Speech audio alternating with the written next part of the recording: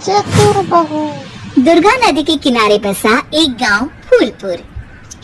गांव में कुछ 100-150 लोग रहते थे। अंजलि जो कि पास ही के जिले में रहती थी और 12वीं पास कर चुकी थी, उसके पिताजी ने बेटी को जल्दी विदा करने के लिए उसकी शादी फूलपुर गांव के मुकेश से करवा दी थी। मुकेश कभी स्कूल नहीं गया था और इस कारण वो पढ़ा लिखा नहीं था और बाकी गांव वालों की हालत भी मुकेश जैसे ही थी। मुकेश के घर में उसके माता पिता भी रहते थे। सासू माँ, मैं बाहर मंदिर तक जा रही हूँ, आधे घंटे में आ जाऊंगी। अरे अभी कहीं जाने की जरूरत नहीं है, चुपचाप जाके रसोई में रात के खाने की तैयारी करो।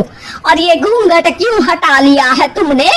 क्या पता नहीं कि इस गांव में औरतें बिना घूंघट के नहीं रहती। रात में अंजलि छत पर जाकर अपनी मम्मी से बात कर रही होती है, तभी गांव की 3-4 औरतें उसे देख लेती है और दरवाजे पर आकर उसकी सास से शिकायत करने लगती है। और क्या हुआ? अरे छत पे तो देखो, आपकी बहू मटक मटक के किसी से फोन पर बात कर रही है। दिन भर फोन पे लगी रहती है।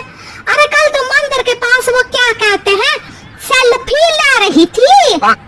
शहर की बहू रखना अच्छा शान की बात है, पर देखना इसके लक्षण से ये तो तुम्हारे परिवार को बदनाम ना कर दे। ये पहली बार नहीं था जब सास से गांव के लोगों ने अंजलि की बुराई या शिकायत नहीं की हो। अब तो ये रोज की बात थी। अंजलि ये सब सुन लेती है। जब वो नीचे जाती है तो मुकेश भी वहां जाता है। सास कहती है, बेटा लोग घर आकर शिकायत करने लगे हैं बहू के कामों की, देख लो। पति हो, संयम से रखो इसे।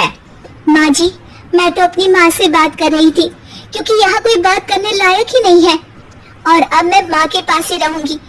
वहाँ क्या रहना, वहाँ बाहर के लोग तो ठीक है पर घर के लोग भी इज्जत ना दे सके।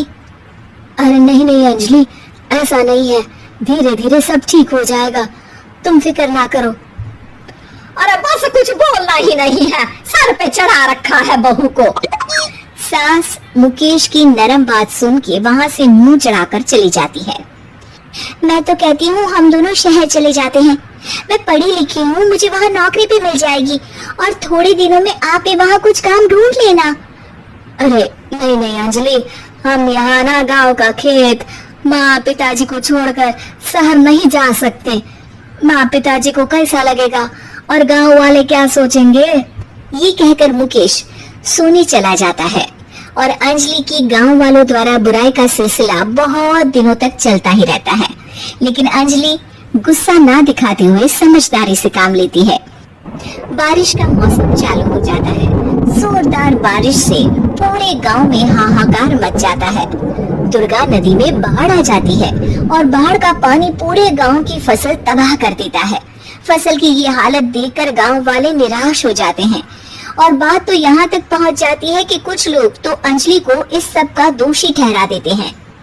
अरे पूरी फसल तबाह हो गई, पता नहीं किसकी नजर लग गई है। अरे जब से चौधरी परिवार में ये शहर की बहू आई है ना, तब से ही गांव की शांति चली गई है। इसके कर्म कांड से माँ दुर्गा नदी भी खुश नहीं है। ये सब सुनकर बेचारी अंजलि रोते हुए अपने घर चली जाती है। कुछ दिन बाद सभी गांव वाले अपनी फसल का मुआवजा लेकर अपने अपने घर आते हैं। मुकेश भी 1500 लेकर आता है। अंजलि को जब पासबुक दिखाता है तो अंजलि हैरान हो जाती है। अरे ये पासबुक में तो उन्होंने 4000 की एंट्री करी है और आपको सिर्फ 1500 दिए। सच में? अरे वो सरकारी अफसर आपको बेवकूफ बना रहे हैं। सरकार की तरफ से हमें 4000 मिले हैं, लेकिन बाकी का सारा पैसा खुद ही खा रहे हैं। आप लोग के अनपढ़ होने का फायदा उठा रहे हैं। ये सब सुनकर मुकेश परेशान हो जाता है, लेकिन अंजलि उसे हिम्मत से काम लेने को कहती है और सुबह होते ही मुकेश को पंचायत कार्यालय ले जाती है और साथ में गांव के और लोगों को भी। आप सरकारी बाबू क्या गांव के लोगों को बेवकूफ समझते हैं? आपको क्या लगता है ये पढ़े लिखे नहीं है तो आप कुछ भी मनमानी करेंगे? ये बेचारे दिन रात इतनी मेहनत करते हैं, ये हमारे अन्नदाता हैं और आप इनके साथ ऐसा धोखा करते हैं। अरे क्या बके जा रही है ये लड़की, किस धोखे की बात कर रही है? अपने कांड करके नदी माँ को नाराज करके हमारा नुकसान करके इसे चैन नहीं मिला क्या? सरपंच जी, इन सरकारी बाबू ने मुझे बेवकूफ बनाया है और मेरे हिस्से के पैसे खुद चट कर गए। बस ये सुनते ही सरपंच वहाँ से दुम दबाकर भाग जाता है। पता चलता है कि जनपद अधिकारियों ने गांव के सरपंच के साथ मिलकर सबके साथ धोखा किया है।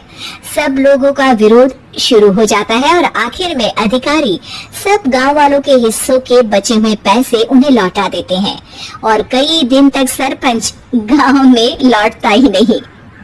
अंजलि, तुम नहीं होती तो हम गांव वालों को तो पता ही नहीं चलता कि ये हमें हर बार बेवकूफ बनाते हैं।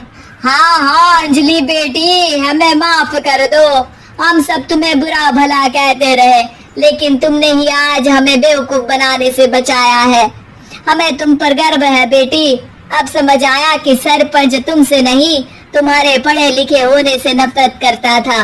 क्यों ना इस बार हम अंजलि को ही सरपंच पद के लिए चुन ले? क्या कहते हो गांव वालों? पढ़ी लिखी सरपंच। बस पूरा गांव अंजलि के लिए ताली बजाता है और अंजलि की सास उसे खुशी से गले लगा लेती है।